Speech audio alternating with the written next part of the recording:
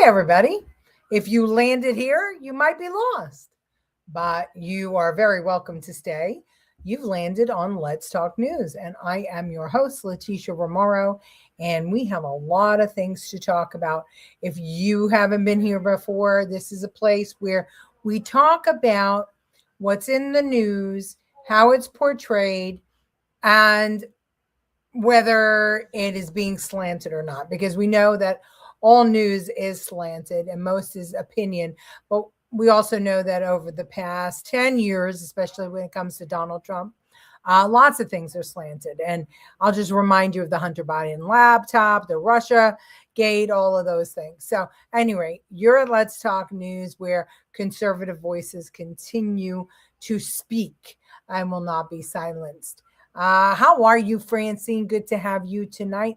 How are you, Kevin Wall? Now, Kevin, you've got to tell us how nice and warm it is over in your neck of the woods, because it is frigid here. South Carolina, I walked outside today and I thought I walked into a walk-in freezer. It was just absolutely crazy cold. And you could feel the snow is coming, and it is coming. So what's it like over there in Australia and wherever you are? Francine, I know what it's like where you are, because I get reports from my daughter on a regular basis. So I want to thank you all. Before we get started with the show, I just wanted to, on a personal note, thank you all for prayers for my brother. And I would ask you if you could please continue to keep Albert in your prayers. He wasn't able to have the surgery today. It's been postponed, but he will have it soon. It's going to be a different type of surgery. Now they need to do a triple bypass. So your prayers will be very, very helpful to him. And I thank you all who took the time to remember him today. So keep on going, because prayers work. I know that for sure. Hello there. Hi, 21 degrees here. Heat wave. Yeah. Hi, Angela Ricca. Hello, Sissy. Colleen, how are you? Mid 30 today. High 30s tomorrow. Holy crap. So that's Celsius. So it's pretty warm. It's toasty over where Kevin is. Hello. Thank you, Angela. I appreciate it. Thank you. I appreciate all of your prayers so very much. Here's Andrew. How are you, Andrew? Good to have you here. So, what do you guys want to talk about today? So much is happening. Did anybody see Tom Homan's press conference today? That was something else. It was pretty long, so of course I can't bring you the whole thing, but I do have some clips. And there, he was really, really good. Let's see. 20 here was 45 earlier. Yeah. Colleen, I walked outside and I thought I was in a walk-in freezer. I went back to the days of the restaurant. It was just so cold, and you could feel the snow in the air. It's just remarkable. I got off my road today. Yeah. Oh, good. All right. So you got out. Problem is what's going to happen now? They're saying that the Northeast won't snow, but will freeze, but the South will have snow.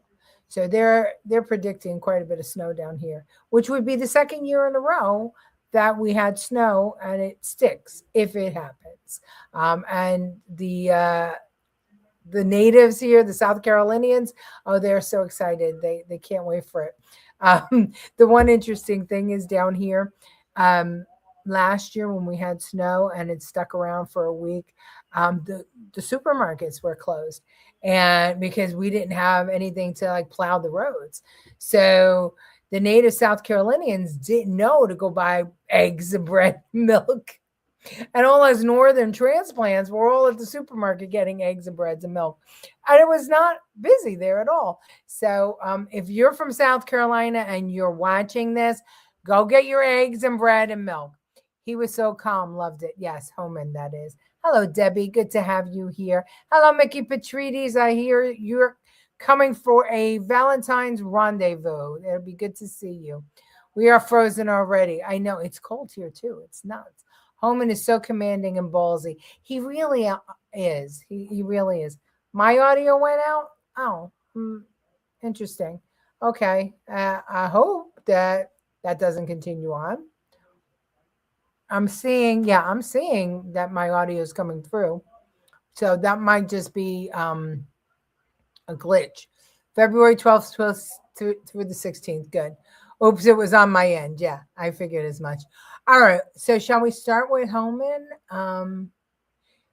It's a 5-minute clip. It's long, but I think it's worth it because he announced that finally there's going to be cooperation in Minnesota. And that's something that we've been talking about here, right? We talked about the fact that if the law enforcement in these so-called sanctuary cities and state, if only they would cooperate with ICE, there would be no need for these door-to-door operations or these street operations. Instead, it would just be the ICE agent goes to the courthouse after the guilty verdict and picks the criminal migrant up, or in the jail. So Homan speaks about that a little bit in this clip, and I think it's important. It's important that people hear it because the left is really, they've kind of lost their mind on this whole thing. They have this whole, they're doing this cosplay thing where they think they're in a civil war or they think they're in 1940s Germany. And neither of it, adds up, if you ask me. But here's Tom Homan today. One thing we did agree on, though, everybody I talked to agreed on, was that community safety is paramount. One thing we all agreed on was U.S. Immigration Customs Enforcement is a legitimate law enforcement agency that has a duty to enforce the laws enacted by Congress and keep this community safe. Like I've said many times for the last several years, even before this administration, jurisdictions that refuse to cooperate with federal immigration authorities are sanctuaries for criminals. Sanctuary cities are sanctuaries for criminals and endangers the residents of the community. To be clear, we did not agree with Minnesota state and local officials that they would be involved in immigration enforcement. I didn't ask them to be immigration officers. I'm asking them to be cops working with the cops to help us take criminal aliens off the street. What we did agree upon is not to release public safety arrests back in the community when they could be lawfully transferred to ICE. I'll speak more about that. I will highlight that the Minnesota State Prison System under the Department of Corrections have been honoring ICE detainers. And we appreciate that important collaboration, and we're going to expand upon that. That decision has made Minnesota safer, not only for residents of Minnesota, but the men and women law enforcement. Not just ICE, all law enforcement.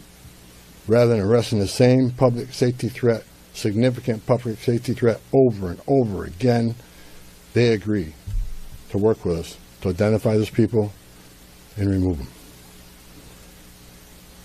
I'm also pleased to announce I had a very good meeting with Attorney General Ellison, and he has clarified for me that county jails may notify ICE of the release dates of criminal public safety arrests so ICE can take custody of them upon the release from the jail. And let me tell you why that's important. I know people are a lot concerned about the manpower has been sent in law enforcement manpower. Look, I've said this many times before. I've said it for the last several years. Give us access to the illegal alien public safety threat and the safety and security of a jail. It's common sense. It's safer for the community, it's safer for the agent, and it's safer for the alien. Because anything can happen on a street arrest. It just makes common sense. And for the people that argue, well, we're a welcoming community because we want victims and witnesses of crime that are here illegally to feel safe to come to police without fear they're working with ICE, we're not going to talk to the victim and witness of crime. There's no problem there. They should feel safe to come to the police and ask for help. All we want is to talk to the person that local and state law enforcement authorities locked in a jail cell. They chose to lock this person up. That's who we want to talk to, the public safety threat. So that argument is that protects victim witnesses of crime. It's a bunch of crap. Victims and witnesses of crime don't want the bad guy back in their neighborhood either. So great progress with the Attorney General and local sheriffs. And one thing, when we have these agreements, it takes less law enforcement agents to do the job. One agent can arrest one bad guy in the safety and security of a jail where he's behind the wire. We know he don't have weapons. But when you normally release that public safety threat, illegal alien back in the community, we have a job to do. We're going to arrest him. So we're going to find him. And what happens is now we got to arrest somebody on his turf. We have access to who knows what weapons. Now we got to send the whole team out. Cover the back door, cover the front door, officer safety reasons. Then because of the hateful rhetoric and the attacks on ICE officers, now we got to send a security team behind the arrest team. So what could have been done with one person in a safety and security jail, now we got 15, 16 people out there doing it. I know that causes stress in the community. So if we get these agreements in place, that means less agents on the street. Makes sense to me. I don't know why it doesn't make sense to everyone else. And I wonder also, why would jails be letting criminal aliens back out on the street? You know, that's the whole thing about becoming a naturalized citizen of the United States. If you commit violent crimes, your citizenship can be revoked. And these are people awaiting that documentation. So it automatically revokes their waiting or puts a black mark against their waiting. And that's what ICE has been asking for all the while. So, this whole thing is kind of crazy. They may say they'll cooperate, but will they really? Or did they agree and they'll do what they want anyway? Well, here's the thing. It's a good exit strategy, right? Because, okay, Homeland said that they're going to cooperate and they're going to hand over people from the jails and the courts. Well, if they don't, how does anybody prove that? What's going to happen is Walls and Fry and the rest of them, are they going to come out and go, oh, we're not going to give them over? So if ICE just pulls out, who's going to be any of the wiser if they said they came to an agreement and then they don't do it? I said it a long time ago. We all said it here. They should leave. They should leave and let them all rot. They want to protect criminals. Let them put up with the consequences. So I think this is an excellent exit strategy. He says that they're going to cooperate. If they don't, so what? Sounds like Holman took them back to school. He was calm and cool and collected. He reminded them of what the law is. Now let's see if they actually cooperate in the state. Like I said, who cares if they do or they don't? They should have pulled out anyway. They should not be in any state that's not cooperating, because we should not have officers with fingers bitten off. We should not have officers with cracked ribs. We should not have officers run over by cars. And we certainly shouldn't have a situation where protesters get killed because of their own stupidity. I mean, because if ICE did what they were allowed to do, a lot of people would be sitting in jail right now, including Preddy, and he'd be alive because he kicked in an ICE vehicle the week before he died, and they could have taken him to jail for that. Maybe they should have, but if they did, there would have been a whole nother song, right? What's going to happen with Kristi Noem? Were her actions so bad to warrant her having to step down possibly? Angela, if I was her, I'd be stepping down. I'd be stepping down because I would not want anything to deter from the greater picture, which is getting the agenda passed. And I would have done that without the request, because now if she does step down, it looks like the Democrats forced that to happen. But that's okay. I mean, she should step down on her own. Walsh is cooperating because he's afraid of the fraud indictment. He's going to get that fraud indictment anyway. Oh, hi, Kiana Vestuto. Oh, look at where, Michael, you have an admirer. Oops, yeah, I got what you were saying, Mike. Oh, by the way, I don't know why I didn't. Well, I know because we were doing prayers for my brother. But today is Mr. Remauro's birthday. So please, everybody, wish my husband a very happy birthday. I am a lucky girl because I get to spend every day with him. And hopefully we've been married 46 years almost. So hopefully we get at least another 30. Could you imagine? Well, I was a baby when I got married. Okay, so yeah. So the thing is that if I were Christy, no, I would offer in my resignation probably. But there's a lot of things I would have done, right? I would have pulled out right after the Renee Good situation, because that was, that was at least, there wasn't that photograph. That photograph is going to haunt Trump, of the ICE agent with the gun, while Petty was on his knees. That's a photograph that no elected official ever wants out there. So, how do you correct this? There's only one way to correct this, and that's the economy. It's the only way to correct it. And now we've got that whole situation with the budget, and we're going to talk about that in a minute. Trump announcing new Fed chair tomorrow. Yeah.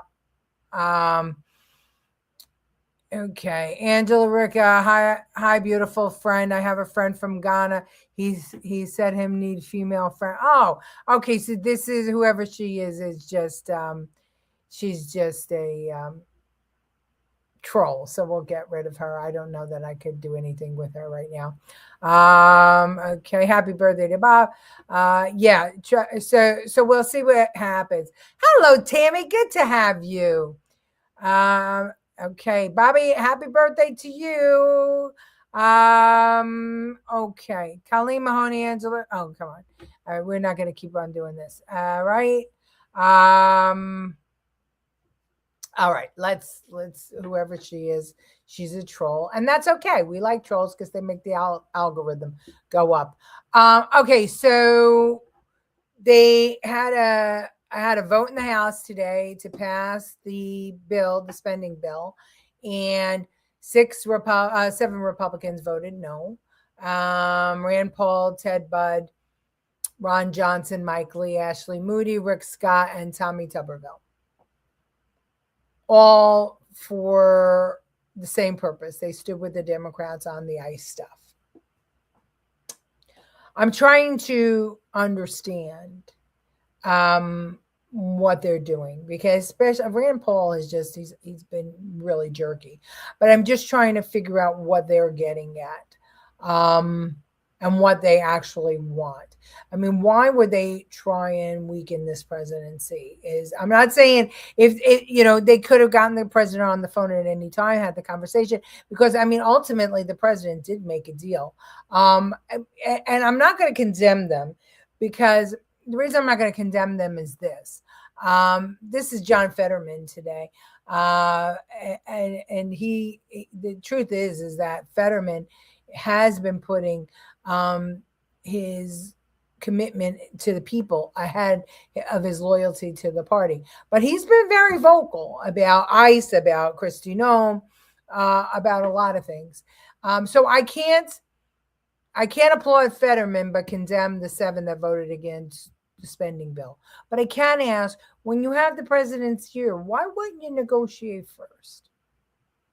Why won't you have that conversation instead of looking like your party's weak and there's cracks, giving fodder to the media? Why wouldn't you do that, I wonder? Because they do it all the time. So I don't know. What do you guys think? Let's see. Wait until the tax refunds hit. Mine almost doubled. Oh, really? Oh, crap. That's fantastic. I can't wait to do mine. I'm doing mine over the weekend. Hi, Maisie. Good to have you. I'm sure Trump is going to call them. Well, I think he did already, but that's the problem is why would you go and side with the Democrats before having the conversation with the president? Not me. I owe always, but glad people are seeing benefits. Hopefully most Americans see it. I owe too. I just hope I owe less. One of my senators voted no. Yeah, I mean it's interesting. It's interesting why they would do that. But anyway, speaking of the budget, let's just see. Here's the deal. Apparently, we have a deal. That's right, Hallie. There is a deal on Capitol Hill. This was struck between the Senate and the White House, between leaders of both parties, as well as President Trump, who has just confirmed the deal. Here's what it would do. It would fund the entirety of government almost through September. So every agency that needs funding, it would fund that, except the Department of Homeland Security. That previous agreement, which is now, which Democrats now have decided to oppose, will be ripped out of that bill. And instead of that, there will be a 2-week stopgap bill to keep DHS running on autopilot while they hash out these various demands that Democrats have made in order to win their votes to fund the government. Various restraints, they're saying, on ICE and on Customs and Border Protection in order to change the way immigration operations are run in the wake of the killing of Alex Preddy in Minneapolis. So the hope now for the Senate is to be able to vote as early as tonight. That is always messy because it takes the support of all 100 senators, and everyone wants their amendments. Everyone wants certain procedural demands, that have to get resolved. So that's still a little bit TBD, but there's a good chance the Senate passes this tonight. Then it would have to go back to the House before it can go to Trump's desk. That's significant because the House is on recess, so it's likely that we will still have at least a temporary or a technical government shutdown until early next week, unless Speaker Johnson does a surprising thing and brings the House back suddenly to vote on it, something like tomorrow, Hallie. I hope he does. I know Speaker Johnson. I hope he does bring people back. I'm trying to figure out why he let them go in the first place. That doesn't make a lot of sense to me. Washington, I can't. It's crazy. Hello, Michelle. How are you, darling? Fund this. Such a bunch of morons. Yeah. Dems always get their way. They do because they're willing to stick together. And that's the crazy thing. But I think that Trump might have caught up. I think that I can't say he might have caught up, but he's changing the conversation. He's changing the conversation from ICE and the border, and he is now turning it to the economy, and that's good. Gloria, anytime you come to the show is perfect timing for me. Thank you. Homeland Security, I believe, is extra money. They were already funded. Yes, they were already funded, but not through September. But this was extra money. This is $85 billion. It was a lot of extra money. And the reason that it was a lot of extra money was because there are millions of people that are in this country illegally under Joe Biden. And ICE and Border Patrol, that was a small force. Biden decimated them. So, they need to hire. So, maybe they won't hire as many. And, maybe Trump will listen, and maybe he'll only send enforcement into those red states. And maybe we got across to him. Maybe he heard us. I hope he did. I think that the Homan to Minnesota was a brilliant idea. I think what Homan said today was brilliant too. Like I said, now they can back out, and they say they have a deal to get them at the courthouses. If the Democrats say, no, we don't have a deal, then the people and ICE isn't there, and they don't hand them over, and murders and rapes and everything starts to skyrocket, then they're the ones that are going to pay the price, not Trump and Homan, right? And if they do go along and give out, give over the migrants, then their people are safe and everybody's happy. And the last thing anybody heard was there was a deal. So I think that they kind of outsmarted Walz and Fry. I think so. Let's see. It will take 40 years to get rid of the illegals at this rate. They're not going. You should know that they're not going. And you should also know that, in my opinion, and I think we've talked about this too, when Johnson comes back, he needs to change the immigration laws.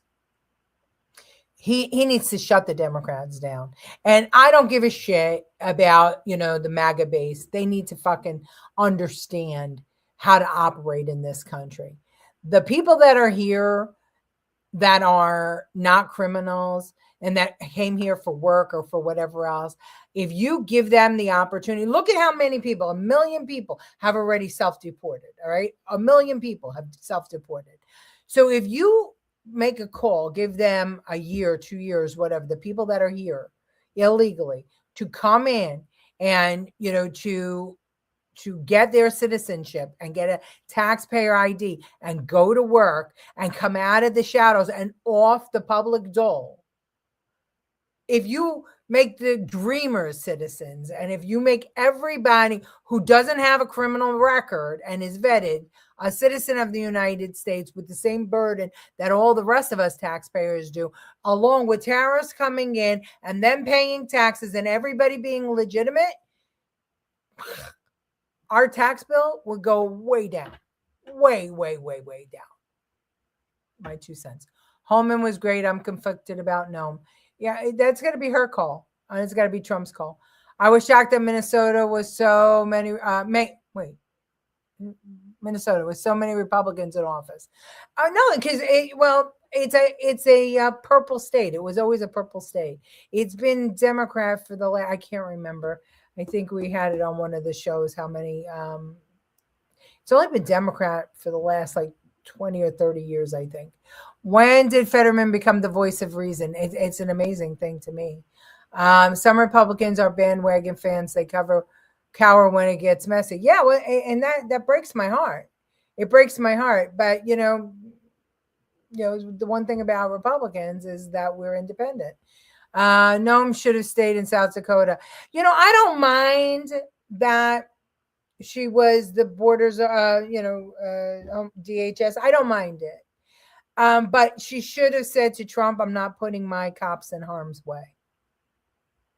And if he said, well, do it or you're fired, she should have left. I mean, Bongino left.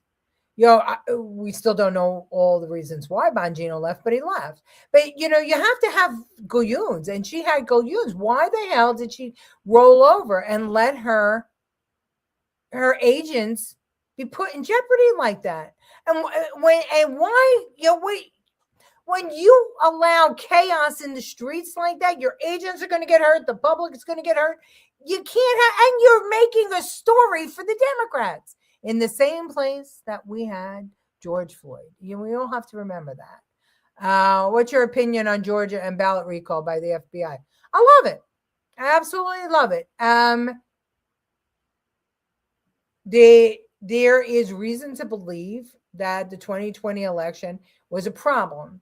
And there's a reason to believe that these machines are problems. But here's the thing, right? Here's where the rub is. The federal government cannot take over the elections.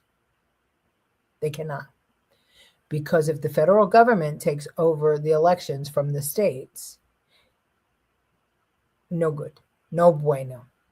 You have to have states decide how to tally in their own way. You have to. The federal government should not be involved in elections. They shouldn't. And how ballots are cast and things like that, because there's a reason there's a separation. There's a reason that there's an electoral college. If you start trying, if the Republicans start trying to take over how the elections are run in each state, then remember, there can always be a Democrat in there unless the Republicans are going to rig the election. And that's no bueno either, right? We have to have free and fair elections. So proving that the machines are no good, that's something, that's fine. That they could be tampered with, that's something, and that's fine. But at the end of the day, you cannot say how elections have to work, how they operate. You can say you need ID. You can say that, that people cannot, because but you have to figure out a way to do that without making it a federal election law. Understand what I'm saying? Because if you need ID to vote, then it would be just the federal elections that you need ID to vote. The states could say you don't need ID for the other ones, and they could.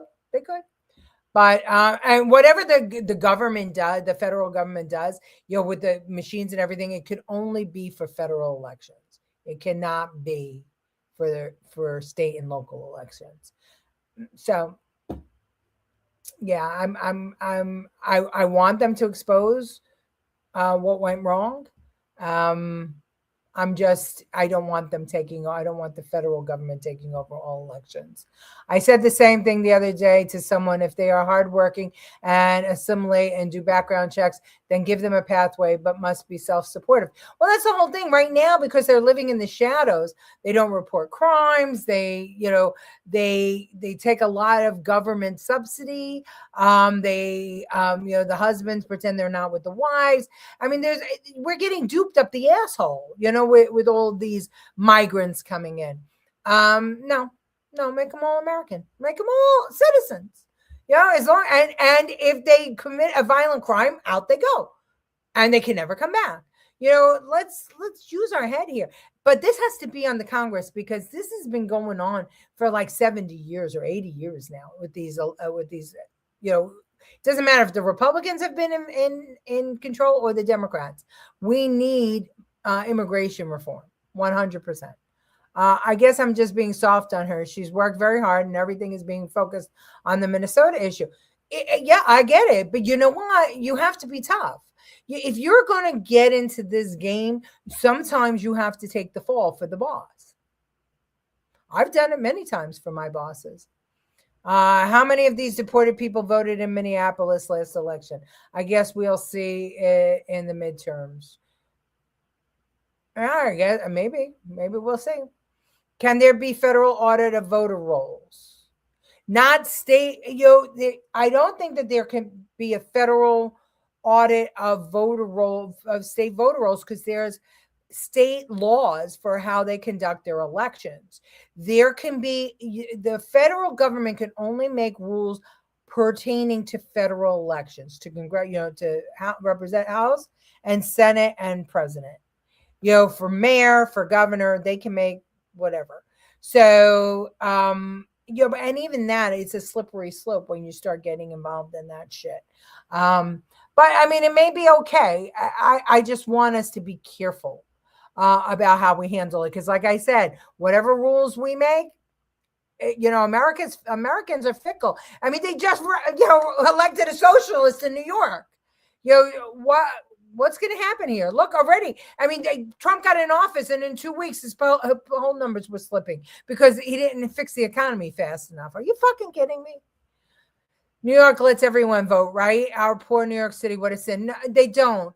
They actually, Nicole Malliotakis and Ron Castorina worked together, and they got that nixed. So it was supposed to be everybody could vote in the local election, mayor and city council, and that got nixed. Federal government running elections could look like socialistic behavior. Elections must be done with perfection always. That's a good point, Andrew. That's a really, really good point. And Andrew worked at the Board of Elections. No. Were you Board of Elections, Andrew, or Department of Education? I forget. But either way, it's a very good point. That could be very, very, it could look like socialistic behavior, fascist behavior. Congress, a great job if you can get it. Yeah, right. You can become a millionaire. There's only like 10 of them in there that's not a millionaire. And Nicole's one. But I'm sure federal, state, and local all forbid dead people from voting. You suppose... Supposedly, love Nicole. Supposedly they're supposed to, but Illinois has a real big problem with that. Always did. So does New York. Although much better. I was speaking to some of my some of my friends in the Board of Elections and other places, and the voter rolls in New York City are looking pretty squeaky clean, even in the state. So I'm happy about that. We had a lot of good, intelligent people went to work for the Board of Elections, and they were able to clean up the voter rolls. So the Lavals and Ignazio, they really did a good job in the New York City Board of Elections. So I'm really proud of that. Dead get to vote if they have photo ID. Yeah, they do. I get state sovereignty, but so many don't keep up with the rolls. I think Trump admin lost a case to view them for citizenship. That's a possibility. Nicole is looking for donations to deal with the redistricting. Yeah, well, it's an important fundraising tool. It's because it's going to cost a lot of money to fight that, and that was part of the goal of bringing this lawsuit. Remember, they want to redistrict based on the color of the shade of people's skin or their hyphen, blank American, and not on ideology, which is interesting because she's the only Republican in all of New York City. So, no, I don't go for that. We need balance. And that's what redistricting ought to be about, is making balance. It doesn't matter, what the color of somebody's skin is. That doesn't mean that their political ideology. The Democrats think they do, and I think they're making a big mistake with that. Yes, New York figured out I moved. I was pulled as a person who left the state. Yeah, they did. It's good. Nicole better get that case into federal court and quick. She's trying. It's crazy what's going on over there. All right. Wow. We're really, really over. We haven't gone over like this in a long time. Okay, guys. Have a good weekend. I'm going to be snowed in, but we might have, we'll see what's going to happen if Johnson actually calls Congress back. And we'll see what happens with DHS. But at this moment, I feel like Trump is winning a little bit. So let's see. Let's see how long that lasts. I hope they don't, figure out a way. I didn't show you Jeffries. All right, listen, I'm not going to show it to you because it just makes your brain bleed. Go and look for Martha McCullum interviewing Hakeem Jeffries today. It was a 9-minute interview, and boy, it made my head, literally my aneurysm, I think, started leaking. Have done CCHS, DOE, volunteer, serve, and poll work too. Okay, I thought so. All right, good night, everybody.